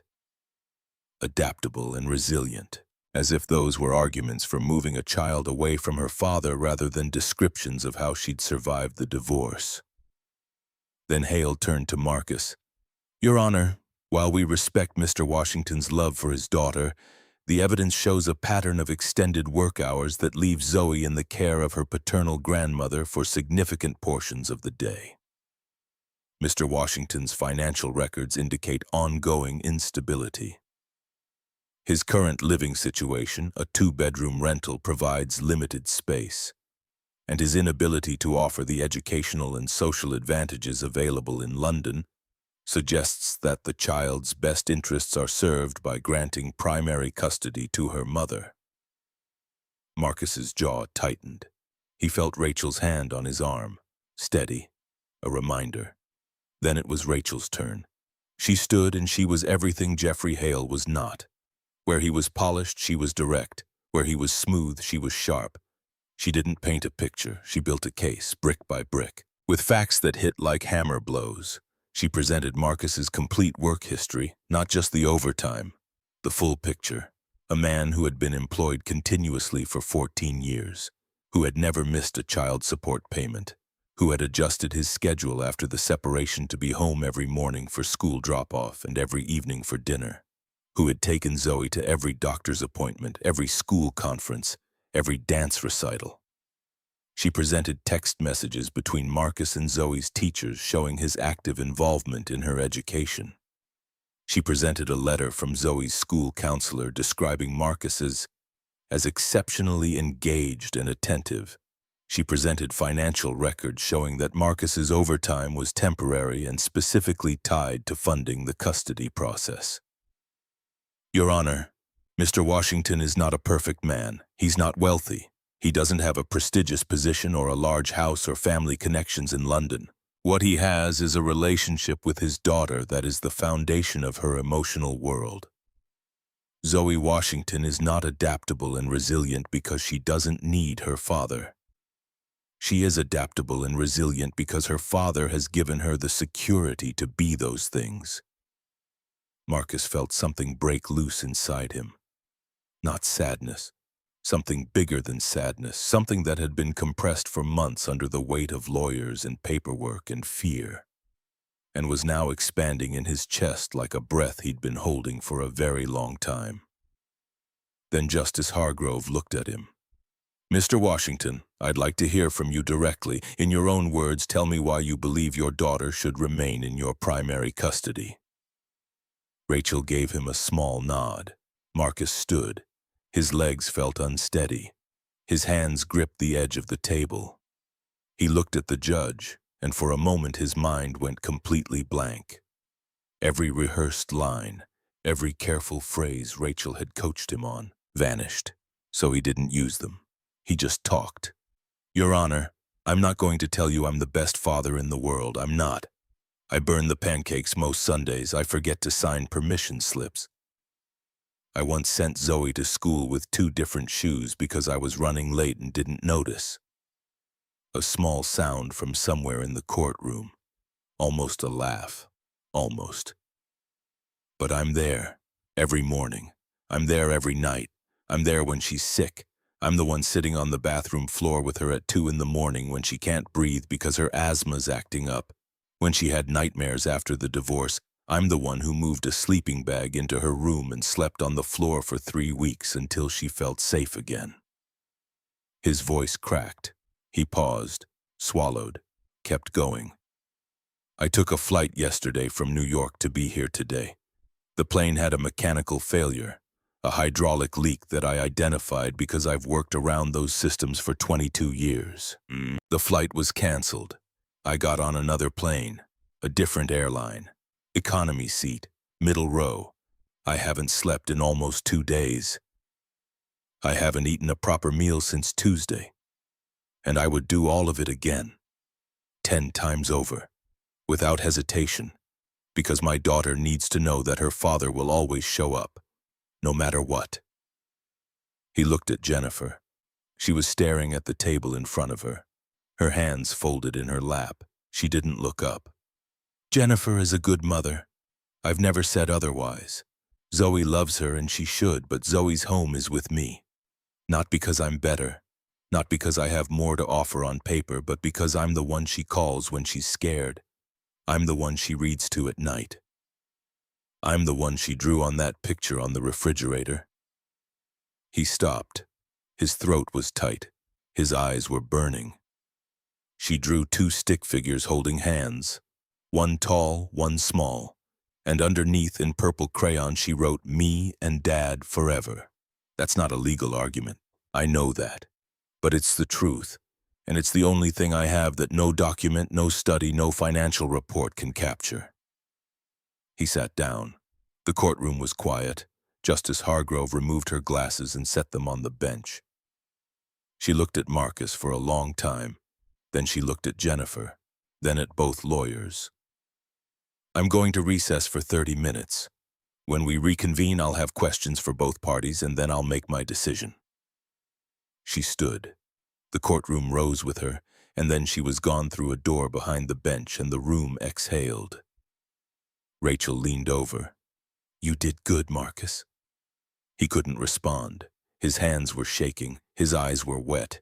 He pressed his palms flat against the table and focused on breathing. 30 minutes. In 30 minutes, a woman he'd never met before today would decide whether his daughter stayed with him or moved across an ocean. He closed his eyes and saw Zoe's face the way she'd looked at him in the truck 3 days ago. Those serious eyes, that quiet trust. You'll come back, always. He opened his eyes and waited. The 30 minutes felt like 30 hours. Marcus sat at the table with his hands flat on the wood, staring at a knot in the grain directly in front of him. Rachel sat beside him, reviewing notes, jotting things in the margin of her legal pad, occasionally touching his arm to remind him she was there. Across the aisle, Jennifer sat with Jeffrey Hale. They were whispering. Marcus didn't try to hear what they were saying. He didn't want to know. His phone buzzed in his pocket. He pulled it out, a text from his mother. Zoe asked about you this morning. I told her you were taking care of something important. She said to tell you she made you a new drawing. She wouldn't show me what it is. Said it's a surprise for when you get home. Marcus read it 3 times. Then he put the phone away and pressed his hand against his chest over his heart, the way he'd done on the plane, a reflex now, a way of holding himself together when the seams were threatening to come apart. The bailiff appeared at the door. Court is reconvening. All parties, please take your seats. Marcus stood. His legs felt hollow. Rachel gathered her papers, straightened her jacket, and gave him one look. Not reassuring, not optimistic, just steady. The look of a woman who had done this hundreds of times, and who understood that the next 20 minutes would either be the best or worst of Marcus Washington's life, and that there was nothing more she could do about it. They sat. Justice Hargrove entered from the door behind the bench. The courtroom rose, then settled as she took her seat. She placed a single sheet of paper in front of her, put her glasses on, and looked out at both tables. Before I issue my ruling, I have a few questions. Mr. Hale, you've presented Miss Reed's relocation as offering superior educational and social opportunities for the child. Can you speak to the transition plan? Specifically, how would Zoe's relationship with her father be maintained if primary custody is transferred to her mother in London? Jeffrey Hale stood. Your Honor, Ms. Reed is fully committed to facilitating a strong relationship between Zoe and her father. We're proposing regular video calls, holiday visitation periods, and extended summer stays in the United States. Mr. Washington would have full access during those periods. Holiday visitation and summer stays. Justice Hargrove repeated the words without inflection, but something in the way she said them made the room feel colder. So the proposal is that a 9-year-old girl who currently sees her father every day would transition to seeing him during school breaks and over a video screen. With respect, Your Honor, the quality of the time is more important than... I'm aware of the arguments around quality versus quantity, Mr. Hale. Thank you. She turned to Marcus's side. Ms. Morrison, Mr. Washington testified that he works extended hours. If custody remains with him, what is the daily care arrangement for Zoe during his working hours? Rachel stood. Zoe is in school from 8 to 3. Mr. Washington's mother, Margaret Washington, provides after-school care until Marcus returns from work, typically by 5:30. On the occasions when overtime is required, Margaret stays later. Zoe has been in this arrangement for the past 2 years and has thrived in it. Her school reports, which are included in our submission, show strong academic performance and positive social development. And the overtime, is that ongoing? No, Your Honor, the overtime was specific to funding this legal process. Mr. Washington's supervisor has confirmed in writing that his standard schedule is 8 to 5, Monday through Friday, and that flexible arrangements are available when needed. Justice Hargrove nodded slowly. She made a note. Then she looked at Jennifer. Ms. Reed, I'd like to hear from you. Jennifer stood. She was composed.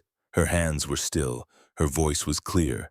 But Marcus could see something in the way she held her shoulders. A tightness, a guardedness that told him she was more nervous than she appeared. Your Honor, I love my daughter. Everything I've done, the move, the new position, the life I've built here, it's all been with her best interests in mind. I believe London offers her opportunities she simply won't have in Ohio. Better schools, cultural exposure, a broader worldview, and my husband James is a wonderful man who cares for Zoe deeply. How long has Zoe known your husband? They've met several times over the past year, video calls, holiday visits when Zoe came to stay with me. So they've met several times over a year. Justice Hargrove paused. Ms. Reed, I want to ask you something directly. In your petition, you describe Mr. Washington as a loving but limited father. Can you explain what you mean by limited? Jennifer hesitated. For the first time, her composure flickered.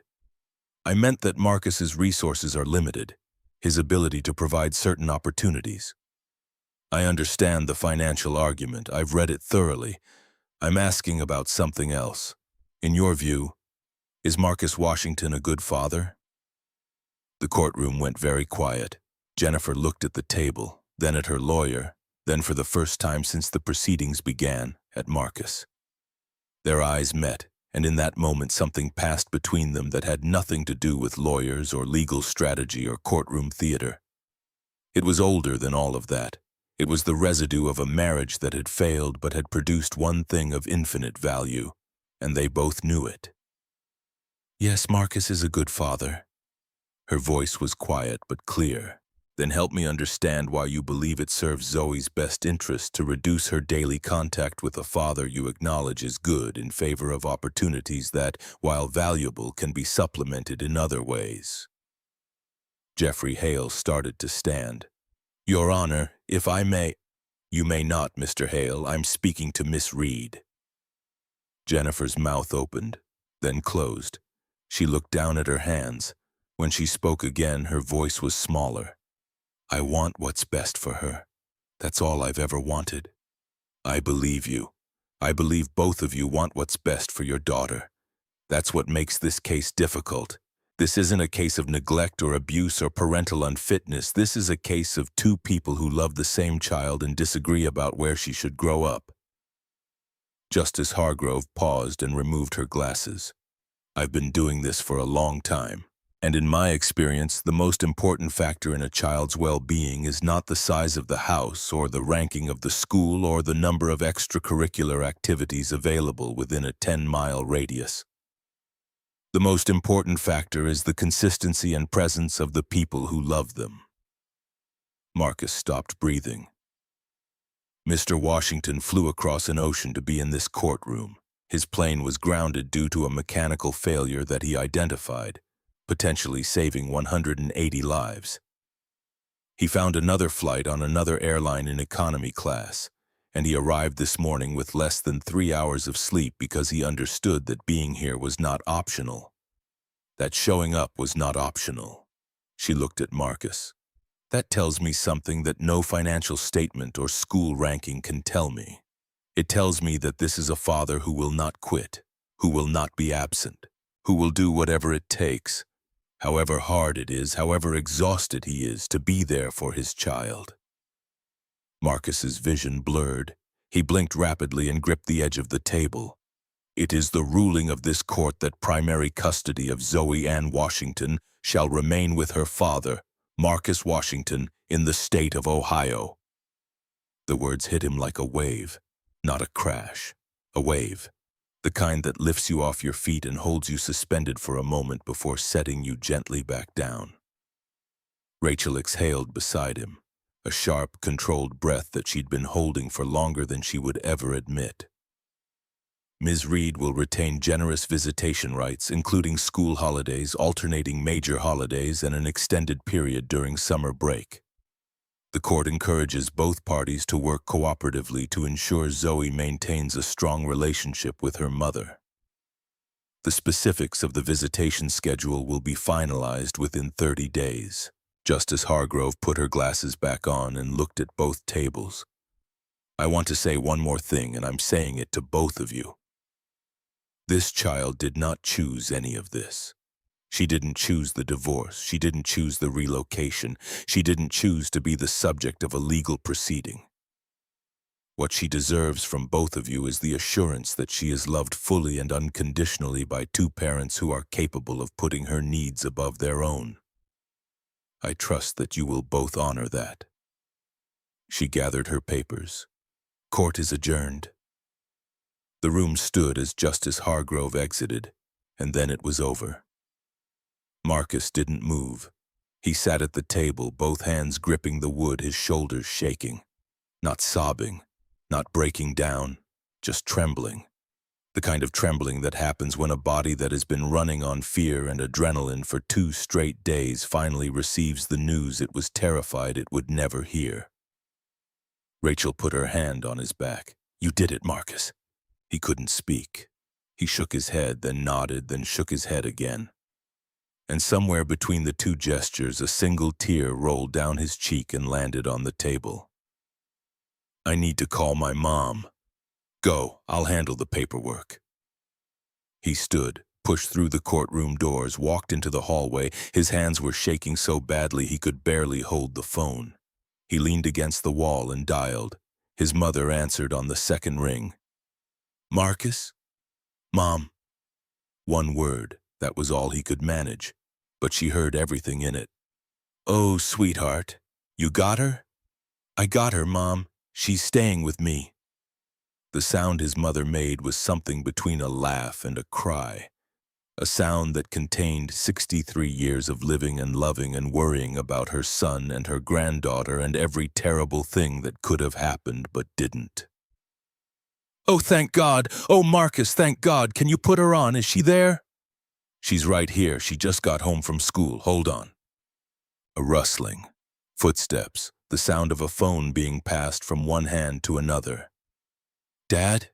Zoe's voice hit him like sunlight, like oxygen, like the first warm day after a winter that had lasted too long. Hey, baby. Grandma's crying. Why is Grandma crying? He laughed. It came out wet and ragged and completely involuntary. She's happy, Zoe. She's crying because she's happy. That's weird. Yeah, it is. Dad, when are you coming home? Tomorrow. I'm catching a flight tonight and I'll be home tomorrow morning. Will you be here when I wake up? I will be there when you wake up, I promise. Okay. Dad? Yeah? I made you a new drawing. It's better than the last one. There's a dog in this one. He pressed his hand over his eyes. We don't have a dog, Zoe. I know, but maybe we should get one. I drew it already, so it's basically decided. He laughed again, harder this time. The kind of laugh that comes from the very bottom of a place that has been dark for a very long time and is suddenly, unexpectedly full of light. We'll talk about it when I get home. That means yes, Grandma, he said yes. He could hear his mother in the background, still crying, still laughing, telling Zoe that's not what he said, while Zoe insisted that it absolutely was. He leaned against the wall and let the sound of them wash over him. His mother, his daughter, the two people who made up the entire architecture of his life, still there, still together, still his. He hung up eventually. He didn't remember saying goodbye. The conversation just ended the way conversations with Zoe always ended. Abruptly, cheerfully, in the middle of a sentence about something unrelated. She'd been telling him about a caterpillar she found at recess. He smiled at the phone for a long time after the screen went dark. He was still standing in the hallway when Jennifer came through the courtroom doors. She stopped when she saw him. They were 10 feet apart. Her lawyer was behind her, already on his phone, already moving on to the next case. But Jennifer stood still. Marcus looked at her. He didn't feel triumph. He didn't feel vindication. He felt the particular sadness that comes from winning something in a place where winning means someone else lost. And the someone else was a woman he'd once loved, who was standing in a courthouse hallway in London with the knowledge that her daughter would be growing up an ocean away. Jennifer. She looked at him. Her eyes were red. Her composure, the polished, controlled exterior that had held firm through the entire hearing, was gone. She looked exactly the way she'd looked the night she told him she was leaving. Exhausted, conflicted, carrying something too heavy for one person. I'm not going to fight you on the visitation. Whatever schedule the court sets, I'll make sure she's available. Every holiday, every summer. You call her whenever you want. I won't get in the way of that. Jennifer's chin trembled. Marcus, she needs her mother. I've never said otherwise, and I'm going to make sure she has her mother in her life every single day if that's what you want. Jennifer pressed her hand to her mouth. She nodded. Tears spilled down her cheeks and she didn't wipe them away. Thank you. Her voice was barely a whisper. She's our daughter, Jennifer. She's not a trophy. She's not a win. She's a kid who loves both of us and she deserves to keep doing that. Jennifer nodded again. She took a breath, straightened her shoulders, and walked past him toward the exit. She didn't look back, but as she passed, her hand brushed his arm, lightly, briefly, a touch so quick it could have been accidental. It wasn't. Marcus watched her go. Then he turned and walked the other direction. He found Rachel in the lobby packing her briefcase. She looked up and studied his face. You okay? I think so. Yeah, I think I am. Good. Go home, Marcus. Go home and be with your daughter. He took the train back to Heathrow. He booked the evening flight, economy, middle seat, 7 hours and 45 minutes. He didn't care. The seat didn't matter. It had never really mattered. What mattered was where it was taking him. He boarded the plane, found his row, and sat down. The woman next to him was reading a magazine. The man on the other side was already asleep. Marcus buckled his seatbelt and leaned his head back. His phone buzzed one final time before he switched it to airplane mode, an email from an address he didn't recognize. He opened it. Mr. Washington, my name is Captain Alan Williams. I was the captain of Flight 2249, the aircraft you identified the hydraulic failure on. I've been flying commercial aircraft for 28 years. In that entire career, I have never had a passenger identify a critical mechanical fault that was missed during pre-flight inspection. The maintenance team's final report confirms that the leak in the primary hydraulic actuator for the left aileron had progressed to a level that posed a serious risk of partial control failure at altitude. I don't use the word hero lightly, and I know you probably wouldn't accept it, but I want you to know that 180 people went home to their families because you refused to be ignored. On behalf of my crew and every soul that was on that aircraft, thank you. I hope you got where you needed to go. Marcus read it once, then again. Then he closed the email and put the phone away. He thought about all the people who had tried to make him move. Maureen Caldwell with her rehearsed smile. Victor Sterling with his blazer and his bourbon breath. The passengers who whispered. The crew who pressured. Every set of eyes that had looked at him and decided he didn't belong. And he thought about what would have happened if he'd agreed, if he'd taken the miles. Accepted the downgrade, moved to the back of the plane like a man who knew his place. Seat 14C would have been empty or occupied by someone who didn't know what hydraulic fluid looked like. The plane would have taken off, climbed to altitude, crossed the ocean, and maybe everything would have been fine. Maybe the leak was slow enough. Maybe the redundant systems would have held. Maybe the pilots would have managed. Or maybe not. He'd never know. And that was the mercy of it, the not knowing. The simple, terrible mercy of a disaster that didn't happen because one tired man in a worn jacket looked out a window and refused to stay quiet. The plane pushed back from the gate. The engines spooled up. The captain came on the intercom with the standard greeting, the weather update, the estimated flight time. Marcus closed his eyes.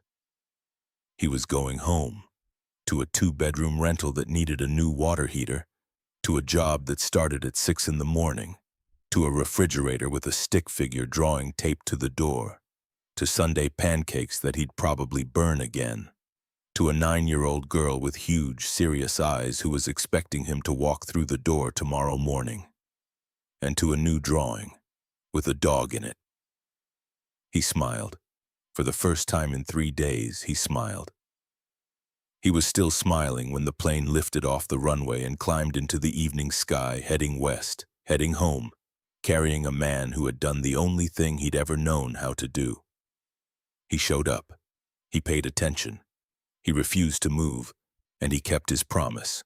That was enough. That had always been enough. Because Marcus Washington was never the kind of man who changed the world with power or money or influence. He was the kind of man who changed it by being exactly where he was supposed to be, doing exactly what needed to be done, at exactly the moment it mattered most, and the world, whether it noticed or not, was better for it.